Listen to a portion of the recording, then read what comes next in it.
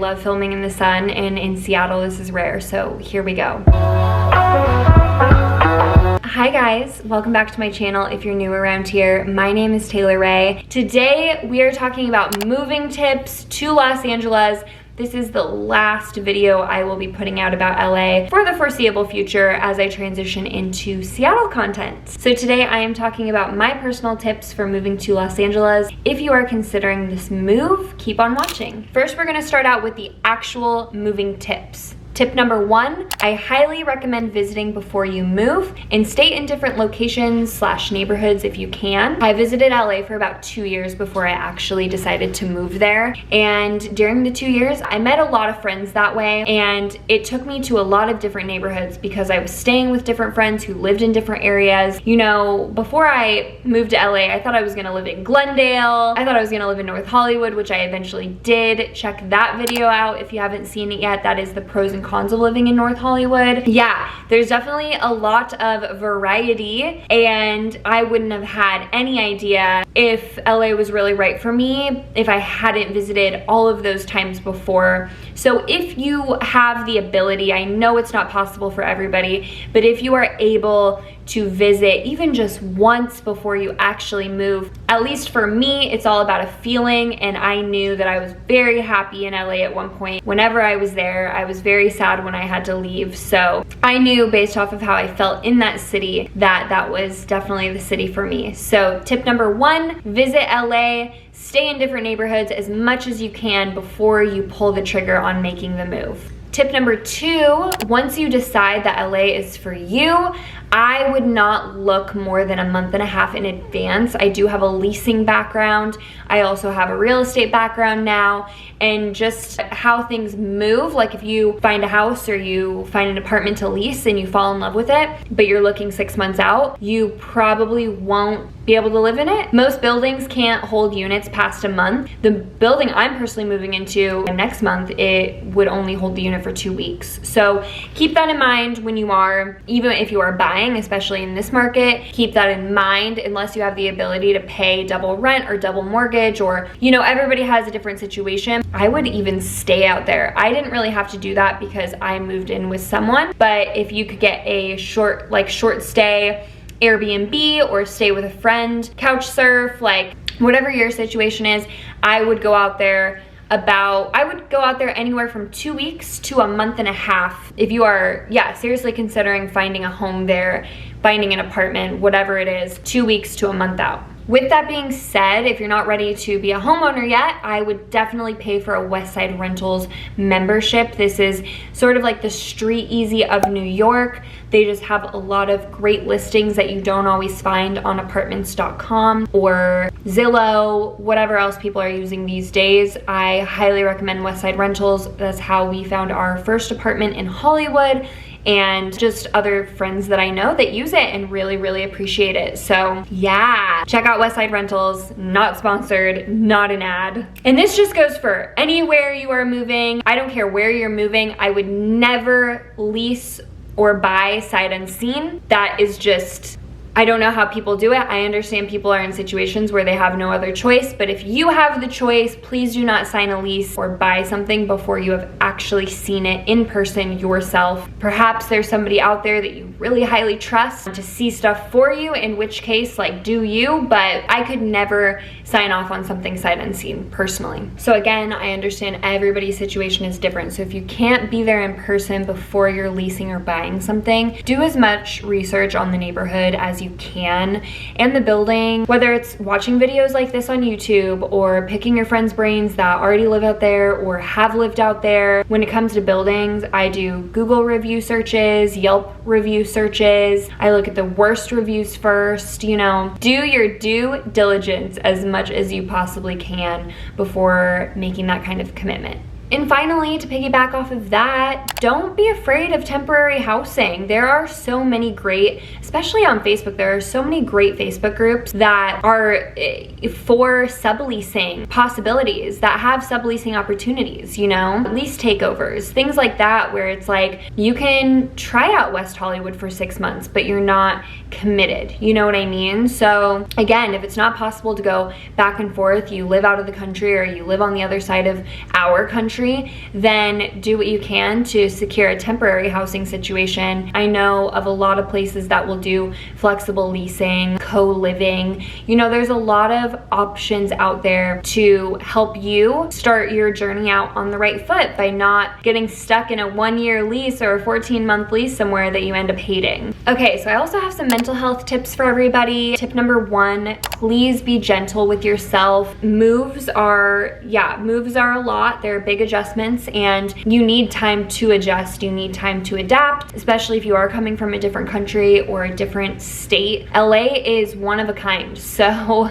it's going to take a lot to adjust even if you're coming from America, honestly. Yeah, so be gentle with yourself, take your time, and realize that moving in general, but especially moving to a brand new state or a brand new city that you're not used to, that is very different from where you come from, it takes time to adapt. So give yourself that time. Another tip is reach out to your mutual friends, reach out to people that you know that live there, even if they're not your friend right now, you know, even if you're not super close with them, just reaching out to people and building a sense of community before you get there, it will feel so much more like home. And again, there are a lot of great Facebook groups for this. One group that I love that I still support to this day is Fit Girl Club, and it is not just for the ladies, it is open to all, whatever you identify as. They are mostly focused on fitness activities that bring people together in the community, and it's really, really cool, and it's grown a lot over the years. So things like that, like, you know, you're not the only one that will experience like the hardship of like building a new community and kind of starting over. Like, there are people out there that are going through it too, and that's why groups like Fit Girl Club have come together. It's and grown as much as they have, which is really cool. So yeah, reach out to your mutual friends, even if they're not your friend. Reach out to your friends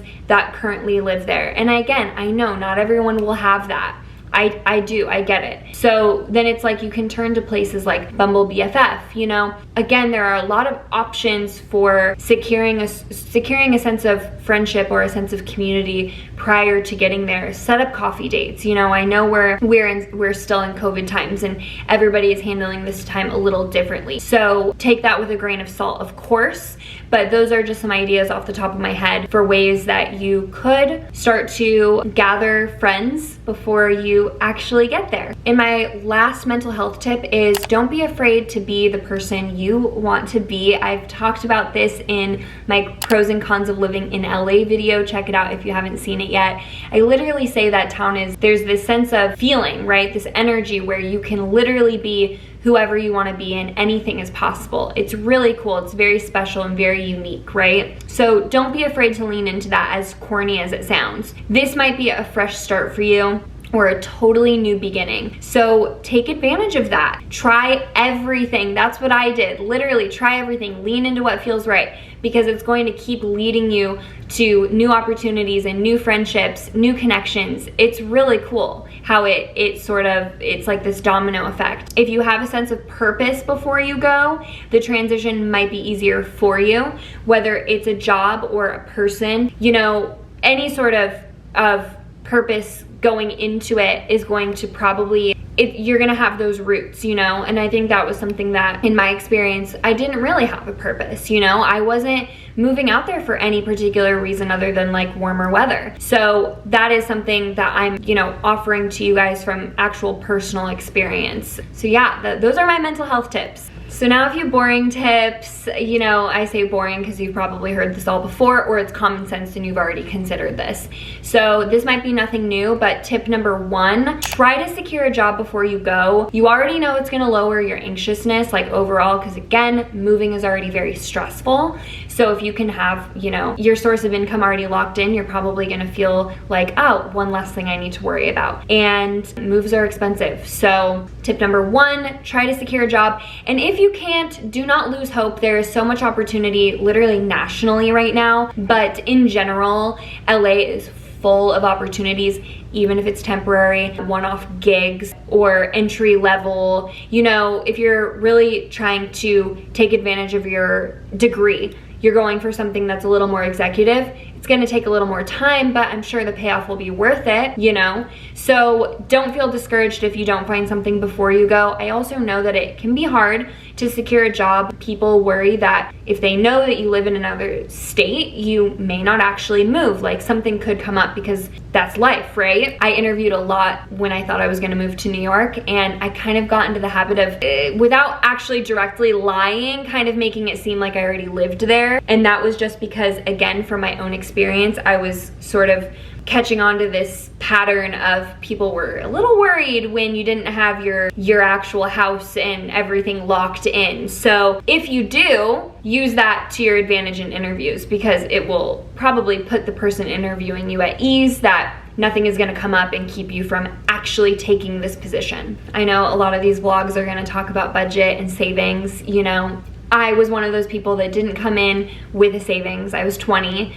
I didn't have debt, which was good, but I didn't have a sense of budgeting. I didn't really understand that. I wasn't really ever taught that. So I recommend tip number 2, go into it with a solid sense of your budget. Go into it with a savings if you can. Again, I'm one of those people where I didn't have that luxury. I just kind of did it, you know, and I obviously have no regrets. If you've watched my other videos, you know that. So if you can't make it happen, you can't make it happen, but it will be easier, especially if you don't secure a job first or you don't know where you're gonna live straight away. Like just having a little bit of that savings in general for emergencies or whatever, it will prove to be very useful. Okay, so this is like actually boring, but please don't forget to change over your license and registration with your car. You literally have 20 days. And I think that's something that doesn't get talked about a lot. I did bring a car in like when I moved there for the first time. So a lot of my videos talk about how I didn't have a car. I did my first nearly 2 years. So yeah, for all of the people out there that are planning on bringing their car from wherever they currently live,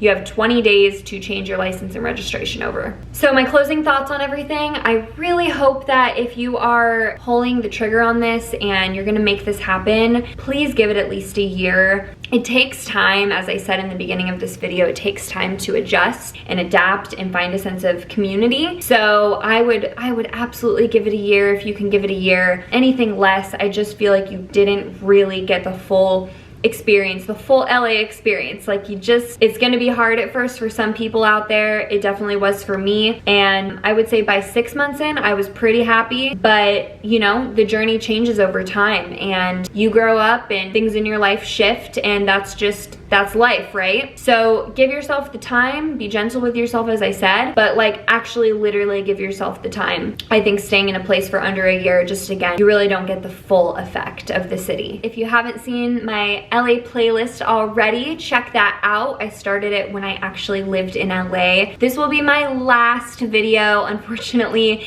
I now live in Seattle and I am fully transitioning my content over to Seattle-based content, of course, but I hope you have found these LA videos insightful.